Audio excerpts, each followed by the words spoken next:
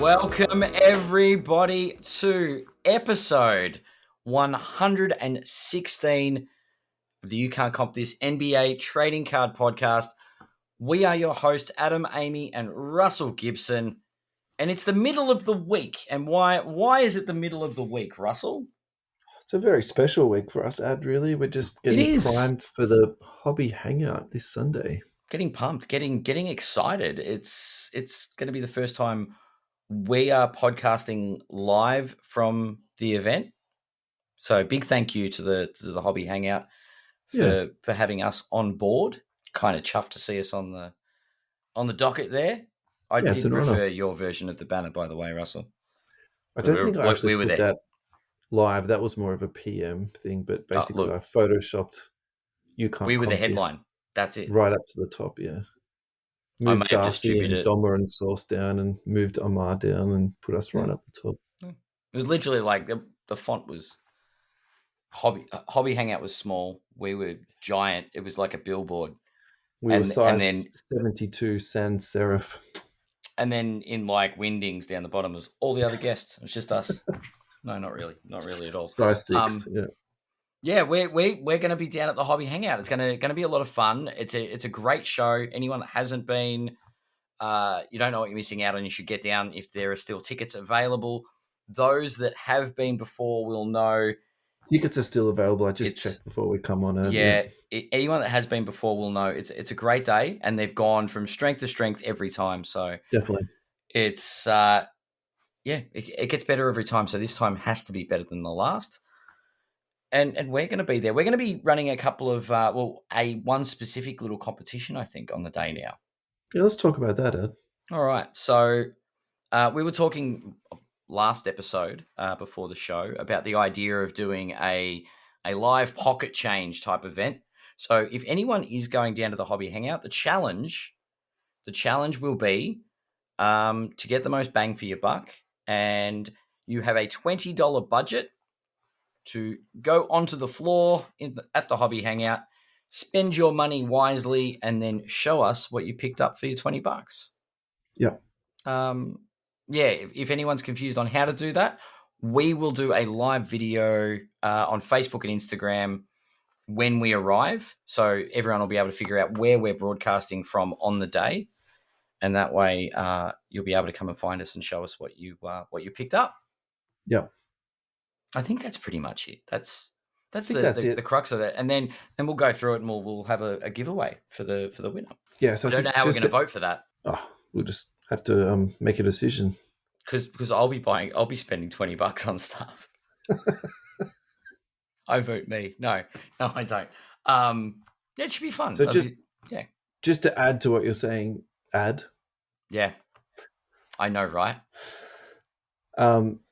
The time that we're podcasting is yet to be determined. So we will put that on socials on the day too. Yeah. And then just to clarify what you're talking about with the video, we're not actually exactly sure where our room is going to be. So then that way we'll tell you exactly where to go, and you can literally just follow this live video of us walking around the Hobby Hangout up the stairs to our little room. So we will be upstairs though. That is one thing I can 100% with certainty tell you and everybody else will be. When we know, you'll know is pretty much the. Because I'm happy to share this little OCD of mine. I'm a little bit fastidious about sound quality. Yep. So I was a bit concerned about going on the main stage and how that would play out with sound. So Alex and Andrew are very kindly organised us a side room so we can sit there and podcast. Yeah. And the dream in my head is that people will announce the time and the location, and then people will just come in and just sit around on chairs, and we'll just sort of have this intimate little podcasting session. So, if we get 5 people or we get 10 people, I think that will be absolutely amazing to sort of share that experience with people. Yeah. So it'll be sensational. And then who knows, if we get invited back, maybe we will be offered a spot on the stage to talk to everybody. You mean higher up the bill? Is that what you're talking about? That's it. We'll be the headline. Don't worry. World domination. We'll be doing buy hold sell on the stage. to the masses. Hobby Hangout tickets. Let's talk about that really, really quickly. They are currently $39.90. 11:30 a.m. is doors opening and doors closing at 4:30 p.m. I will say from last year's experience, though, people queued up. Yep. There will be people Parking there wasn't, early. yeah, parking wasn't fantastic. So I think if you want to be in there at 11:30, I wouldn't cut it fine. I would allow yourself maybe even an hour before to Just make to sure get that in you're there. sort of in there, nice and early. That was like one thing I definitely do remember last year, people queuing up. So Yeah. Yeah, for sure. anything else about the hobby hangout before we move on to some weekly news? No. I just think anybody that's going to be there, it'd be great to see you all. Please come up and say hello. I'm gonna have an absolute ball of a day. I reckon it's going to be amazing. Looking forward to seeing everybody there Yeah. and seeing what I can get for $20. Yeah, absolutely. Yep, pretty much. It's gonna be a ripper day, and really looking forward to it. So yeah, see you all on Sunday. Thank you to our sponsor, EJ Cards, a small but motivated company specializing in cards. EJ Cards believe passionately in great bargains and excellent service, which is why they commit themselves to give you the best of both. If you're looking for something new, you're in the right place. EJ Cards strive to be industrious and innovative, offering customers something they want, putting their desires at the top of the priority list. Find EJ Cards at www.ejcards.com.au. Next. Denver Nuggets. Coach Malone have agreed to a contract extension. I very highly rate spending money on coaches because it's outside of the salary cap. Yeah. And in many ways, I think it's one of the things where NBA teams, are worth $500 million and they scrimp on their coaches or they won't extend a coach or, pay them the right amount of money. So there's not actually a number here written on this as to say he's getting paid, $10 million a year or $20 million a year, but it says he's now reportedly one of the highest paid coaches in the league, and he should be because I think well earned. It's really simple, isn't it? If you're being realistic, who would have thought that the Nuggets are looking like not only the reigning NBA champions, but also realistically should be defending the NBA champion again this year? Yeah, they look fantastic already so far. Yeah, they're looking pretty damn good. I also love evolution stories too, a little bit, how Mike Brown is a defensive first coach that is now coaching he did last year, the number one offense in the league.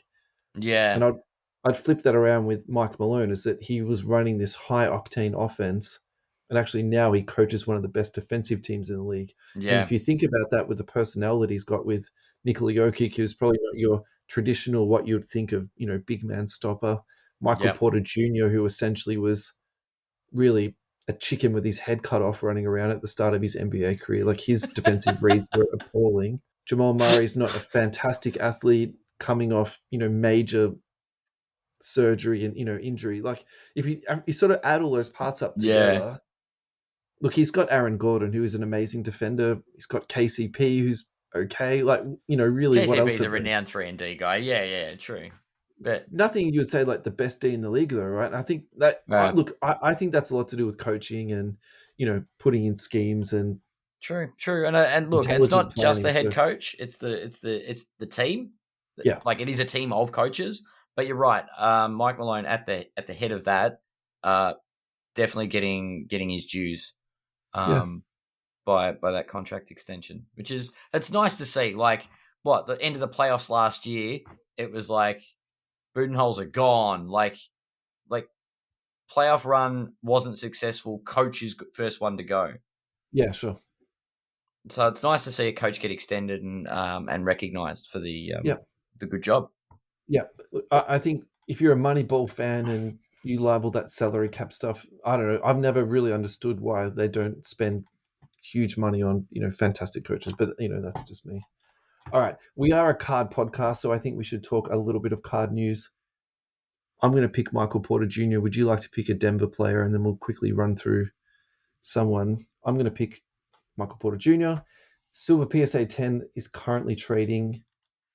This has to be an error, $46 USD. Michael Porter Jr. So I think if you're looking for some some context or some relevance why I'm a little bit surprised on this. His all-time high is $1,608. Population of this is 2,187. So obviously you need to really keep that in mind. Look, I'm going to put this down as a buy. I think at $40, there is a lot worse stuff you can spend your money out there than this. True. I think my concerns about this guy have been twofold over the years. I think there was a lot of pump and dump in this guy, and there was a lot of injury concern risk with this guy. And it seems to me like we're past the pump and dump because we're now down at $40. So I don't think this is going to be dumped too much further. He's definitely demonstrated to be now a pretty injury-free guy, relatively. Yeah. He's come back relatively healthy, yeah. Yeah, for I sure. like this a lot. Talk to me. I'm going to take the low-hanging fruit. Well, low if you're the biggest man on the team. I'm going to go with Nikola Jokic. Great. Let's do a price check on him. I think that's a really good idea. In the last 6 months, well, it's just a surprise here that in August, his rookie card PSA 10 silver was selling for $3,500. Yeah. Last sale $2,500. And there's been a couple of sales there too, hasn't there? Yeah, there's been like since August, there's been 3 sales, and it was 2,500, 2,190, and 2,500 again. Do people forget that this man is like a 2-time MVP and literally one of the most talented basketballers on the planet? Like, it's definitely surprising. Is $2,500 US a buy? So I think that dip there is not. It's clearly got nothing to do with performance. I would put that down to the cyclical nature of NBA. Okay. Yeah. So I wouldn't be super stressed about that. I think that's a pretty normal sort of up and down that you see. The thing that for me is a little bit hard to get my head around is what you just said then. How do people forget so quickly? Yeah. Just it baffles me. It's funny because this time last year, we're looking at the end of the year, 2,700, 2,400, got as low as 2,100 in January at the start of the year. So maybe you're right. Maybe it is cyclical. Because you see the spike there around the playoffs. Actually, no. Once we got to the playoff run, that's when we got that 3.5. So maybe it's a good time to buy. Who knows? Okay, so why don't you do 2 things? Convince me why I should buy this card. I'm just going out on the stats. Yeah. Tell me, why should I buy this guy? How many people have won 2 MVP trophies? Steve Nash, Larry Bird, Magic Johnson. How many people have won 3? Jordan. Do you know what I mean? I'm just going to be like, he's in that category. He's in that 2 to 3 MVPs. And I would not be surprised. In fact, one of my predictions is he is going to win his 3rd MVP this season. So I think, I would agree with that. I think the argument for is that all time, if you look at rookie cards of people of that sort of equivalent, they're not down at that $2,000 mark. They're much He's higher. not a flash in the pan. It's not. It's not a. Oh, he's only popular because his team's winning at the moment. This guy is going to even if he breaks his leg today, he's still got a fantastic resume. He's an all-time. He's an all-time player, and the trajectory for an all-time player is upwards. Convince me why I should not buy this card then. Because he might break his leg next week, and it might just stay at that 2,500. Or there are other things you can buy at that for that price. Yeah, sure. You could buy. How much is Jordan Poole at now? I'm kidding. We're not going down that rabbit hole. We're not talking about that just yet. There are some up and coming prospects. Patch in that me saying that Jordan Poole's going to be the scoring leader from this year. Oh, that's right. No, but you look at someone like, I don't know, a Cade Cunningham. It's someone that's got potential to. I mean, Chet, Victor Wembanyama. Are you going to put it into potential, or are you going to put it into like where the ceiling might be higher? So I take that as like, are you putting that into a short-term flip on people that are like unestablished, or do you put it into someone who's established, who is a long-term hold? Because that's how I'd view this card. I don't think you're spending $2 and a bit K to flip this in 3 weeks. Like that to me doesn't make sense. Damn right. Yep, for sure. Yeah. Yep. You know what's really interesting about this card? You know how we just spoke about how high that Michael Porter Jr. went up to, and now how low he is. The really interesting thing about Jokic is his all-time high is 6,000. If I remember correctly, it's from 5 minutes ago. That's actually less than Michael Porter Jr., right? Yeah, all-time high, 5,999.99. But he May didn't dip 2021. down, obviously down to $40. So that I think that's really interesting, isn't it? Like actually, despite that enormous spike that we've just sort of gone through, actually he's dipped down a lot, but not as much as maybe I'd be expecting, to be honest. Look, like he's held his own. This is a very hypothetical thing I'm about to say. I think actually this is a very strong buy, but my caveat is this is like a 20, 10, 15 year. It's a long-term investment. Flip. Yeah, we're not talking about a flip. We're talking about vaulting because this guy's an all-timer. Yeah, that's right. Yeah, maybe eBay or PWCC. We're not affiliated. Yeah. That was just a... Although I said if you're going to spend some big money on someone to vault at the moment, my thing is on Curry. Is it? I don't know. It's my focus at the moment. I want to get a Curry. Okay. All right, I'm going to put that onto the run sheet for next week, and you can tell us about your Curry theory. I think everyone knows my Curry theory. I just think he's changed the game too much. You can give us a spiel on it next week. How does that sound? Brilliant. At the Hobby Hangout or the week after? No, Hobby Hangout. Oh, this is great. I'll go on my Curry. It's in the sheet. Curry rampage. Kelly Oubre is hospitalized. He was discharged the following day. He has a broken rib. Rumors have it James Harden was the driver. He heard Morey was on board, did he? Daryl Morey was on board. That's a point. I should have made jokes about. We should not be making light of someone that got injured. He is okay. Yeah. Hopefully, he's right to play sooner rather than later. Kelly Oubre has been playing some of the best basketball of his career so far. Mm-hmm. So I think actually it's a very opportune time to talk about this young man. Yeah. This is actually kind of like crazy fun. Like crazy fun. Yeah, this is a really ridiculous one to talk about, but it's actually really fun. And particularly because we just did Michael Porter Jr. Silver PSA 10, pop of 49, so obviously infinitely less than Michael Porter Jr. He Not many. Is 2015 rookie year. All-time sales is, I can almost count these on my one hand. I reckon there's about 12. Oh, no, maybe more. Maybe 28. Sales. Is it 28? Okay, 28. Cool. It says it there on the... All-time high, $233. He's currently trading at $99. But really interesting, he has gone up on a Tyrese Maxey type spike where only a couple of months back he was trading at $20. He rose to $49, now up to $99. Would you like 2 Michael Porter Jr.'s or 1 Kelly Oubre at the current stock? Ooh. It's actually not a bad, I don't know. So what are my options? Two Michael Porters. Yep. Or Kelly Oubre. What's the pop count on the Porter Jr.? Like 2,000 plus. I'll take the Kelly Oubre, thanks. Okay. Yep. This is wild, isn't it?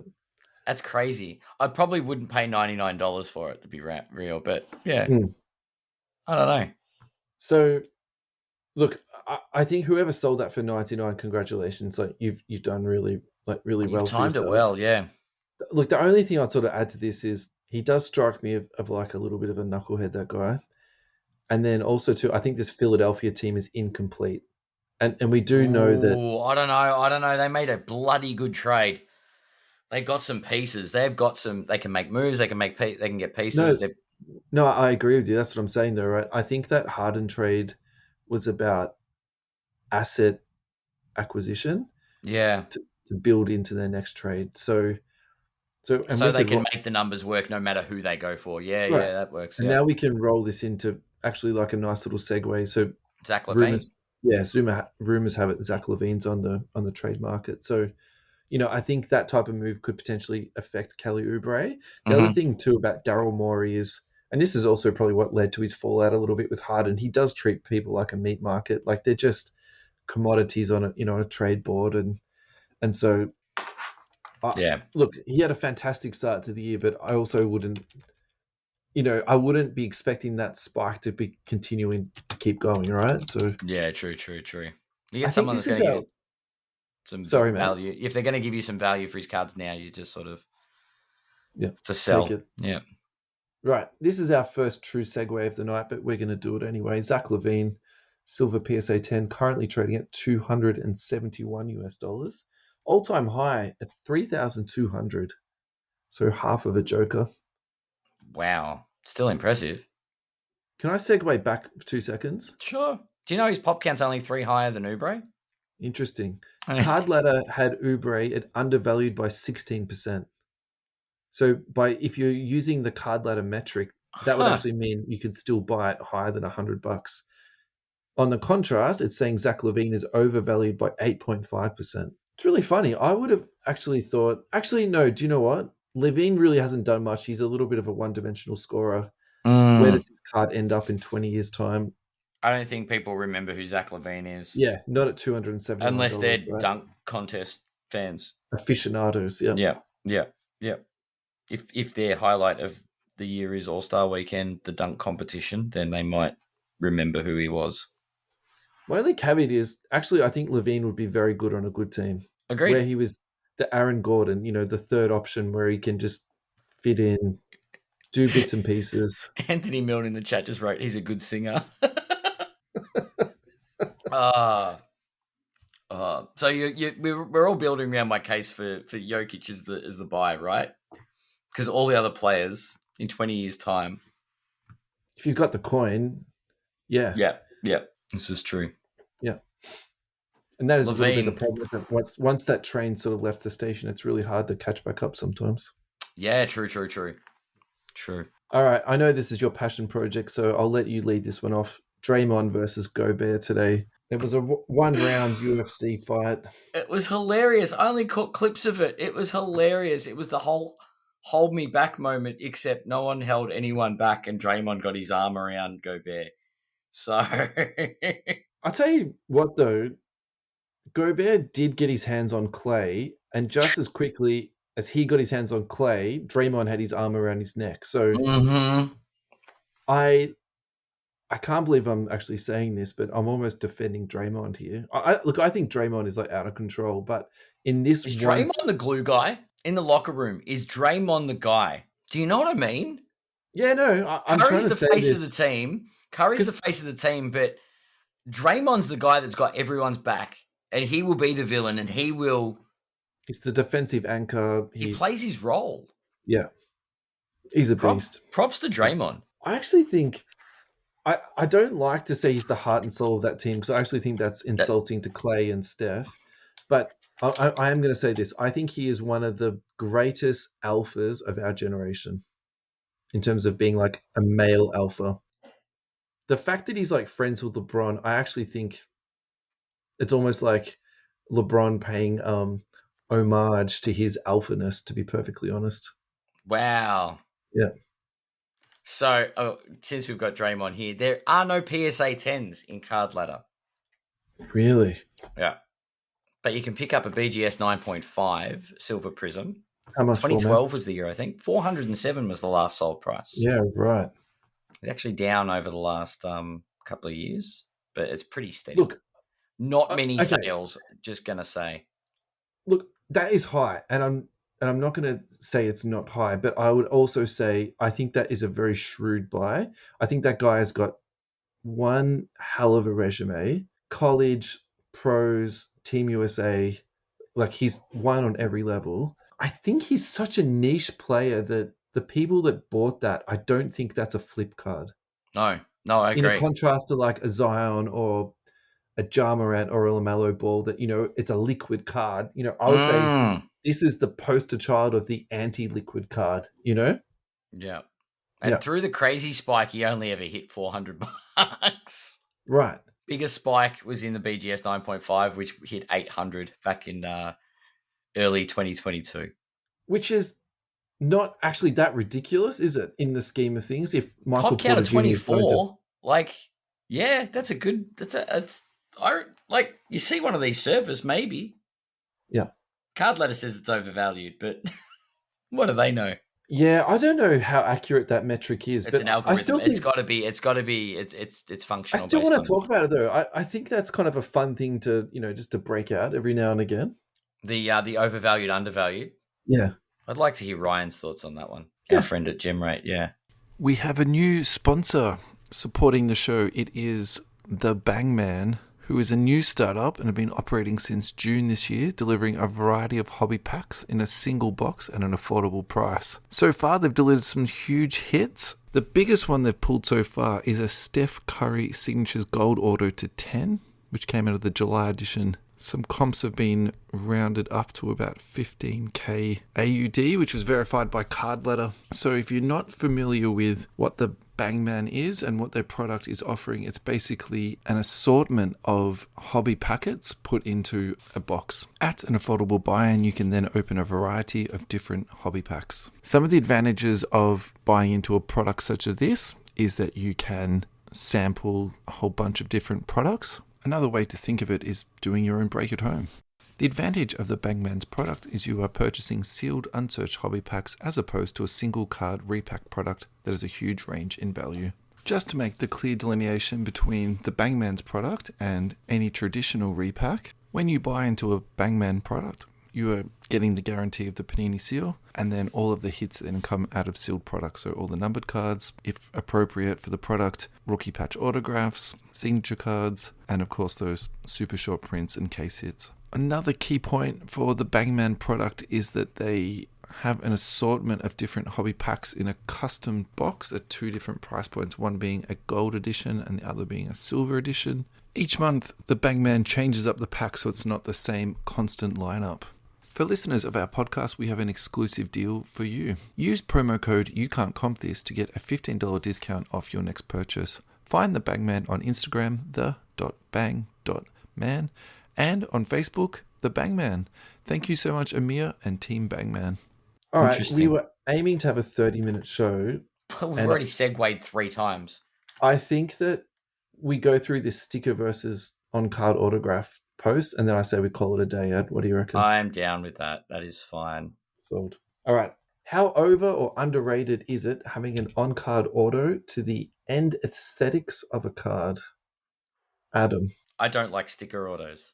Okay. Can I just leave it at that? I just don't like stickers. No, that's your answer. That's totally fine. Yeah. So tell me, my question to you, though, is how many cards in your, not an exact number, but do you have any sticker autographs in your PC? I do. Okay, yeah. So you're not like... I do. There are cards where it's not possible, that I like the aesthetic of the card, but it wasn't available as an on-card auto. Yeah. But you still want the card. But I mean, if you prefer it, I prefer it to be on card. Yeah. Most certainly. There are some that look worse than others, but then there are some on cards that look pretty ordinary. But I don't know. There's something special about an on card autograph. Something special definitely. Knowing the player has held the card in his hand and autographed the card. And I think that gives that sort of extra bit of value to it. Yeah.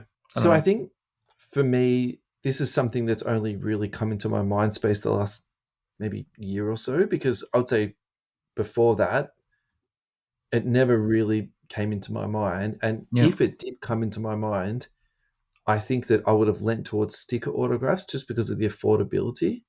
And I maybe think before my mindset was more about building up volume in my PC, whereas now I'm maybe flipping towards the other way, whereas I'm selling off 2 cards to buy 1 card. Yeah. So quality over quantity, right? Yeah. And in that instance, I'm probably leaning towards selling 2 sticker autos and then picking up an on-card auto.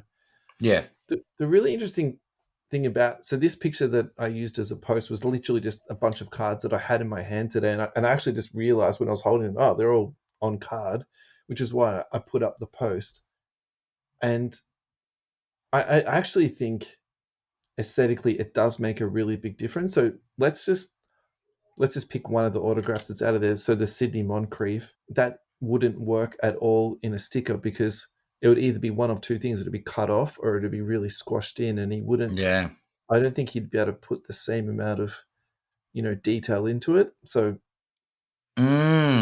And I think you can easily reflect that onto the AC green, that's obvious. And then, same as the Will Barton. So is the Jonathan Simmons, is that a sticker auto? No, I The think black that's on. gold. Oh, maybe is it sticker? Is I it? think it's a sticker. Oh, you're right. Jeez, that was poor of me. That's pretty hopeless, isn't it? It's all right. Thanks It's his rookie, Jonathan Simmons. I just remember, he faded into nothingness. He did. It was annoying. The other thing is, and this is just more of a storytelling about what I imagine with regards to a player actually signing it. Imagine you give a basketball player a basketball to sign. Sure. And they sign the ball for you. And you're like, this is the ball that this player signed for me. Imagine if you go to give the ball to the player, they pull out a sticky note, sign that, and slam it on the ball. That's a good analogy, Ed. It's kind of, I don't know. Because we talked about it the other week when Timmy Duncan's now signing. They've sent him sheets of stickers to sign. Yeah. You know what I mean? And it's like, it's not as a romantic image, I guess, than a player signing the actual card. So it's definitely not as romantic. It's more efficient is the word you'd use, I think. Efficient, yeah. Staying on your analogy there, I'm going to go into the people's responses. Matthew Hull, on card is more valuable and desirable. Stickers are like an Aldi version of a Mars bar. They are cheap and nasty. And you'll have them, but we all know a delicious Mars bar and chalky milk always wins. So we don't have a preferred supermarket for anyone that's listening. We're not sponsored by Coles or Woolworths. Come on. And we do know about the Aldi savings. We do know. We're well aware. We're well aware. Everybody that goes to Aldi just told us about them. Matty Hull noted he was deep into a Snickers when he put up this comment. So actually, no, I'm going to go down the Aldi analogy now that now it's been raised. Sure. Do people that like sticker autos tell you about how good the value is?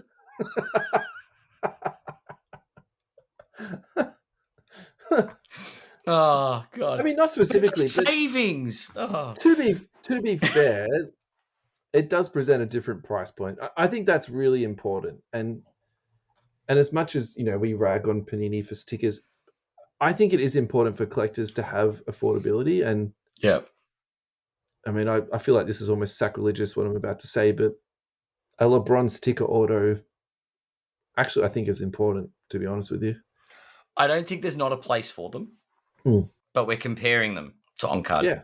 Oh yeah, absolutely. Yeah. Matty Hull, new card company brand idea, like the Dunkin' Donuts cards, Snickers sneakers in noir. Oh, Snickers. I'm on it. Let's do it. I want that over a Kaboom. Are you happy to go through the list and we'll take turns? Yeah, I'm just going to the card.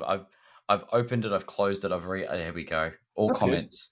Good. Matty Tabe, rated with an exclamation point. Damo Winterbond, it's more personalized being on card. Mm-hmm. Anyone could sign 3,200 stickers, including Timmy Duncan.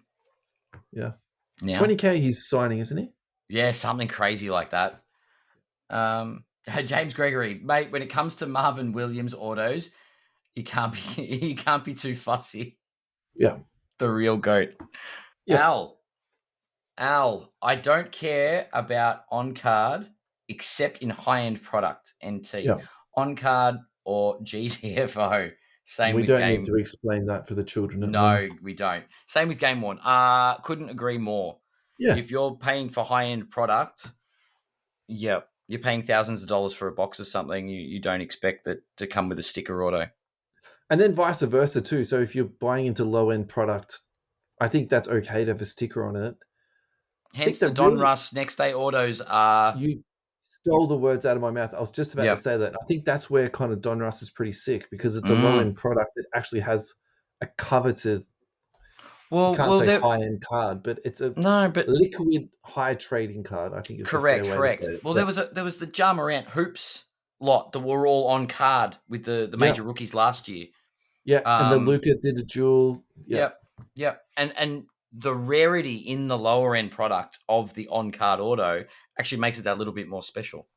Yeah. Andrew Suter Hewitt, prefer on-card any day. At least you know the athlete held that card. You touched on that before. Yeah. It's like game worn to not associated with any player, game, or event patch in my eyes. Yep, I think that's a good analogy again. Yeah, agreed.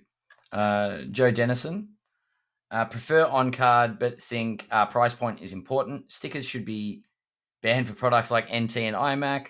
Also, think it depends on the card design. Revo sticker autos are shocking, but the Obsidian sticker autos fit the design quite well. Yeah. So I think Joe actually put a lot of thought into this answer. So Joe, thank you so much for that. And the example that you provided is actually excellent. And I would almost lean that Obsidian sticker into this black gold. To be honest, look, I should have spent more time looking at it, but at initial glance, it actually looks like it fits the card, and I think that's why it did sort of get past my, very 1 second sort of eye test.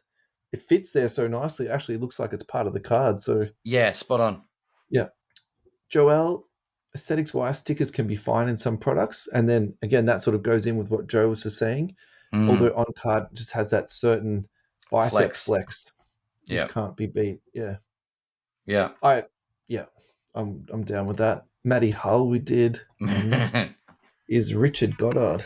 Richard Goddard. There was a time nobody spoke of sticker or on card, not even too many years ago. So I replied back to Richard and he didn't get back to us. So I might put that question to you, Ad. Why do you think Richard observed that? I have a theory about this. I have a theory. It's before the price explosion of COVID. And look, we'll go back to 2017, 2018, where the average going rate for a Kobe auto, because I was collecting at the time, sticker autos you'd pick up for less than $100. On card autos you might pay up to $150. Fast forward 5 years, a Kobe Bryant on card auto is $2,500 plus, and a sticker auto is $2,000. Now, when I'm paying $2,000 instead of $150, I'm a little bit more particular with what I want on the card, and I think the price point and the spike and the I suppose the rarity of autographs, I big players, has impacted things. Like a Steph Curry auto would be $150. 5 years ago. I understand what you're saying. That's the price goes up, and people are more particular about. Correct. If you want to spend $2,000, you don't really want to be getting a sticker back for that $2,000. You want something that's on card. I'm with you, man. So my theory about this is actually in a completely different mind. What I was actually thinking about was perspective, because where were you on your collecting journey 2 years ago? Like I touched on it earlier. Like my focus 2 years ago was more about I'm building up my PC. I'm trying to get cards in, and also where were you in terms of your knowledge and your education about the hobby? This is true. So I wonder if, and I'm really reflecting myself into this a little bit too, like maybe that's just where I'm at, and maybe this is where Richard is at now too. It's something that's sort of just becoming, more into his mindset. Because I think it is a little bit of an evolution thing. It's like that thing when people come into the hobby at the start and just buy up everything they can get their hands on, and then you sort of say, well, now what do I do with it now? Correct. Last one, Dane. Personally, I can't afford on card of my favorite players, but they are so much nicer. I agree with a lot of the previous comments. Expensive products shouldn't have stickers. If companies are charging sky-high products for product, then they should be able to pay athletes or spend extra money to get the cards signed in person instead of sending them sheets. I also think the super rare ones in cheap products, 5, 10, one-of-ones, etc., is a joke to have stickers. Donruss can do it with next-day autographs. But that's a quality thing, right? The number to 5, number to 10, one-of-one. Give the card the respect it deserves and make it an on-card auto. Speaking now, can I get a quick segue just for news that we may not have covered? Sure, go. Speaking of one-of-ones, the LeBron tribute dunk one-of-one was pulled and has just come back from PSA. I think there was a thing about it getting graded a 7 or an 8, which is interesting because we covered the whole I would just get it authenticated or the grade doesn't really matter when it's a one-of-one. But that's a highly sought after card. Be interesting to see what that goes for over time. think you're right. We should keep an eye on that. Didn't it sell already? Maybe. I just remember it was pulled. I saw a video, like a clip. Okay. So. All right. Why don't we put that into the run sheet and we can follow it up for next week? Because you're right. That's definitely worth talking about. Yeah. You know what we could also do is a poll on that card, because there's been some people sort of mentioning that as one of the most iconic cards of our era. The tribute dunk? Yeah. Wow. Okay. Because it touches on two GOAT level players, juggernauts of our era. Like, it is a pretty crazy photograph when you think about it. It's Yep. From one all timer to another all timer. Yeah. Even if you're not a fan of Kobe and you're not a fan of LeBron, which, I'm not particularly in bed with, both of those guys, but I still recognize the greatness of that card. Of that card, for sure, for sure. Yeah. Hey, just quickly segueing back to our sticker versus on card, we actually had a couple of responses on Instagram, so I thought we could quickly run through those. Let's do it. Yeah, this is from Prime_110. Very underrated. A physical signing gives it that little bit extra something. 99% of autos in the collection are on card for me. I understand the affordability and place in the market for stickers, but aesthetically I prefer it, and it's so much more personal knowing they signed straight to the card. Yeah. White. Oh, hang on a second. Let me try and say that again. Whit Rose cards. That's a tough one on Instagram. On-card can't be beaten, but some card stickers don't really affect the aesthetics of the card, to be honest, but it does affect the value. One-of-one stickers should be banned. Yeah.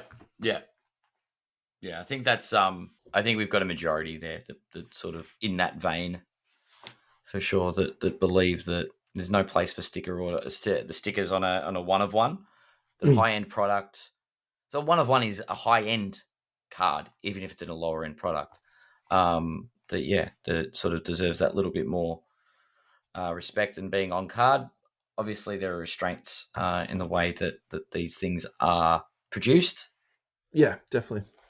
We went through the whole redemption debacle, which is why they don't want to be doing redemptions and waiting for players to sign cards and stuff. So, yeah. Final thoughts, Ad? What do you got for us? I cannot wait till the hobby hangout on Sunday. I think that's a good way to end the show, mate. I am excited. I cannot wait to rifle through some dollar boxes. Yeah. Maybe make some bigger purchases. We'll see. We'll see how we go. Yeah. I know some of our friends will be in and around, either vending or wandering the grounds. It'd be nice to talk to everybody. I'll be roaming the floor with my trusty handheld microphone to record a question or two to ask some of our vendors for their insights into the hobby. And if you do see me, come and say hello. If you see Russell and I on the floor rifling through cards, come and tap us on the shoulder and say hello. Let us know you listen to the show. It'd be great. Have you settled on a question you're going to ask people? Nah, not yet.